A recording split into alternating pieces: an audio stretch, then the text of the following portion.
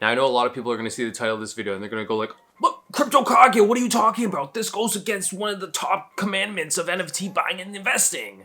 And I would agree, but sometimes there's going to exist those moments where you might want to buy above the list price and even above the floor price, depending on the NFT. But before we get into this video, yo, check out this Sailor Moon drip, goddamn. But yeah, in today's video, I'm going to be talking about when and why you should buy NFTs above their list price and possibly even above the floor price. So if you want to know more about that, keep watching. So as we know, one really good rule about investing in NFTs is to get them at the list price that they get listed on initially. But there's kind of a problem with getting them at the list price if you're at all familiar with VeVe, and that is actually being able to get a drop in the first place. And the reason it's so hard to get these NFTs at their list price on the drop is because it's extremely hard to get drops, period. Not only are you competing with tens of thousands of users, maybe even hundreds of thousands of users all at one time to get one drop, but what makes it also harder is that, of course, bots exist, people buy bots, people use bots, so in reality, your chances of getting the NFT drops are even more slim. Combine that with the limited amount of editions you can get per NFT, it gets really hard to get these drops. Some of these NFT drops go from 30,000 editions like most of the general comics to going down all the way to 1,000 editions like we saw with the Amazing Spider-Man 252 issue. That one only had 1,000 editions, technically 900 after the allocations to the developers and stuff. And even the secret rare, I believe, after the additions to developers and stuff, I think there was only like 35 editions, which makes it extremely hard. It's like next to impossible to get these. You also have to take into account internet speeds, ping, all that kind of stuff. We've even seen editions as low as 150 with the listing of the Donnie collectible, which is part of the Powerpuff Girls series. And that collectible currently only has 6 editions on the market, with the floor price being at 150,000 gems. And a lot of times when people don't get these drops, they just cut their losses and they move on to trying to get the next drop. And while I do think it's good to just move on and try and get the next drop at those low prices, I sometimes think it's worth it to just buy some of these NFTs on the secondary market. For example, I recently copped the Mickey Mouse Steamboat Common Edition, the Jaunty Jig one, and I got that one around 290 gems, which was a pretty sweet deal at the time. And the list price for that Mickey Mouse Steamboat Common was 60 gems. And I was thinking, damn, you know what, maybe I missed the boat on this one, maybe I shouldn't get this, and I was kind of bummed out about it. But with my new strategy, and this is kind of like my strategy with the secondary market, is I like to wait till all the editions flood the market. So as you're gonna see right here, there's about 19,000 editions of the Jaunty Jig Microsoft. The Mickey Mouse Common has about 19,000 editions. And I like to keep in mind how many editions there are of each NFT, collectible, or comic, because it gives me an idea of how much I can expect to see flooded on the market after the listing of it. So if you just keep in mind those types of fundamental rules like supply versus demand, as the supply goes up, the demand should decrease, right? And that's exactly what happens with pretty much every single NFT drop. It starts off really high because the supply is really low, leading to a high demand, and then once those listings start getting higher and higher, the price starts to decrease, and that's exactly what we saw with the Mickey Mouse Steamboat NFTs.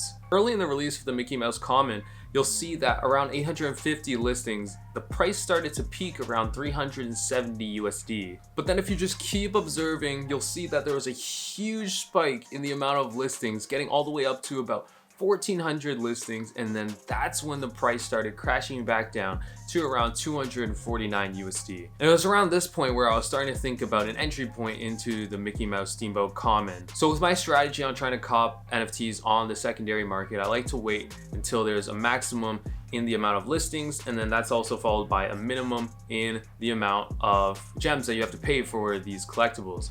And then once I see it getting really low, I tend to try and wait to see if it's starting to trend back upwards, because I don't really care about trying to catch the price on the exact bottom. So instead of trying to catch that bottom, I just try to catch it on the way up, because then I know that the NFT looks like it's going to follow up with an upwards trend instead of continuing to follow down. So for me, for my entry point, I noticed that the listings were starting to go down from about 1,400, where it kind of like peaked at, and it started going down to about 1,350.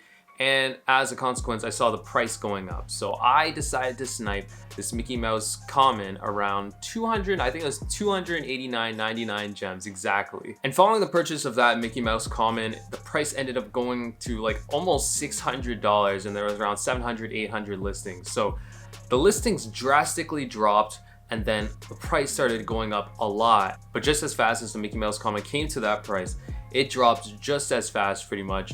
But now it's starting to stabilize around the $400 mark, which is really nice to see because that's about $100 above my initial point of investment. And it's really nice to see because it looks like the Mickey Mouse common collectible is getting a lot of support around that $400 mark. So I think going forward, I think I would be very surprised to see it dip below that point. But if it does dip below that $400 mark, it might be a good entrance for anyone who's been eyeing up a Mickey Mouse Steamboat, because I really do think that the Mickey Mouse Steamboat NFT collection is definitely going to be one of the blue chips for the future when it comes to VeVe collectible investing. If you truly see value in an NFT that you're trying to get on a drop or investing in, then you shouldn't be too hurt about paying like an extra 2 or 3 times the price on top of it if you're going long term on the purchase. Like when I was looking at the Steamboat Mickey, I wasn't seeing the $60 price point. I wasn't seeing a 200 or 300. I'm looking at that and I'm like, damn, in a couple years, this might be over $1,000 potentially. That's how I was looking at it, right? And for me, $1,000 on that investment would be like almost a 4x on my money. Honestly, I think that's being pretty conservative. I think it could go higher than that. But if blue chip collectibles like the Mickey Mouse or any other types of blue chip collectibles out there aren't in your price point, that's okay. That's okay for sure. Like when I first started off, I definitely did not have a lot of capital to work with. But honestly, I would even suggest if you really want to get into collecting these NFTs and you want to get your first NFT and you're not successful getting them on the drops, even consider getting the commons on the market, the secondary market, because a lot of those tend to go up in value too. For example, look at this graph. Look at this graph. This right here is a graph showing the price and the amount of listings for the Fantastic Four #5 issue common edition comic. That is such a mouthful. Holy crap. Took me like 5 times to do that. But this comic went live around November 19th, and if you got in between November 19th and December 1st, you could have got this comic for around 20 bucks. But after December 1st, I think there was a huge shock to the supply. I don't know what it was. It might have been whales just buying up the floor on all of these comics because they were holding for the future.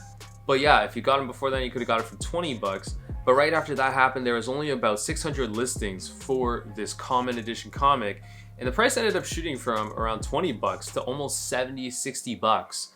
So there are really good gains to be made, even if you don't have a lot of money to put up front. Like if you put in $20 and it goes to $60, that's like a 3x right there. That's pretty good. So if you just paid an extra $13 for that common comic, not only would you be up 3x on your investment, but you would also be able to say that you own your first VeVe NFT if you haven't gotten one in the past because of missing the drops. And that's exactly what I did even for my first VeVe collectible that I got.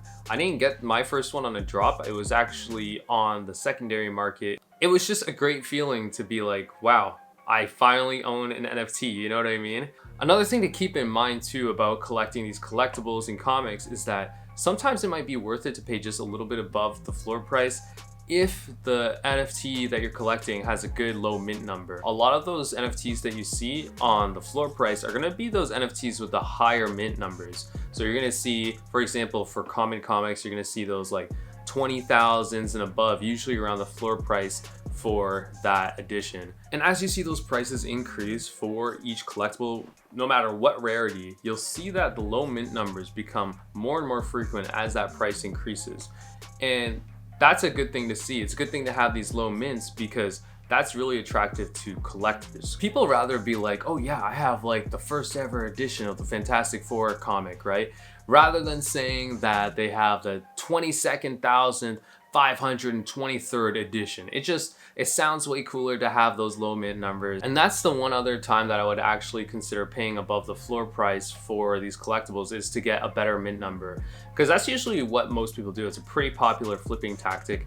If you don't get a good mint on the drop, you can just sell that on the market and then try and get a lower mint instead, and then you can even flip that for a higher price than the floor and then just keep flipping and flipping. But yeah, that's one of the other times I would consider buying above the floor price in the secondary market, is to get those low mint numbers, because those do definitely carry a lot more value going into the future for a long-term hold. Another really important thing to keep in mind too about buying these NFTs right now at the floor prices is that in the future, VeVe might introduce a mechanic where you'll be able to burn your NFTs. And this would be really huge, because for example, with those comments for the Fantastic Four issue number 5, if even 50% of that supply got burned and then there was only 150 left, currently there's around like 380 editions, right? But there was around 150 editions only of that common. Like, the price could really skyrocket from there. So just another reason why you might want to consider picking up some of these commons in the future. But yeah guys, that's pretty much it for the video. I just wanted to talk about why I think it's worth it sometimes to buy these collectibles above the list price or even the floor price in the secondary market, because I definitely think a lot of times in those blue chip collectible scenarios, I think it definitely is worth it to pick up things in the secondary market and then hold for a bit going forward. I've already seen it paying off with the Mickey Mouse Steamboat collection, and I'm definitely gonna keep doing that for other future drops if I am not lucky enough to get them on the actual drop of it. But yeah guys, if you found this video insightful in any way or entertaining, make sure you guys leave a like on the video and consider subscribing to the channel.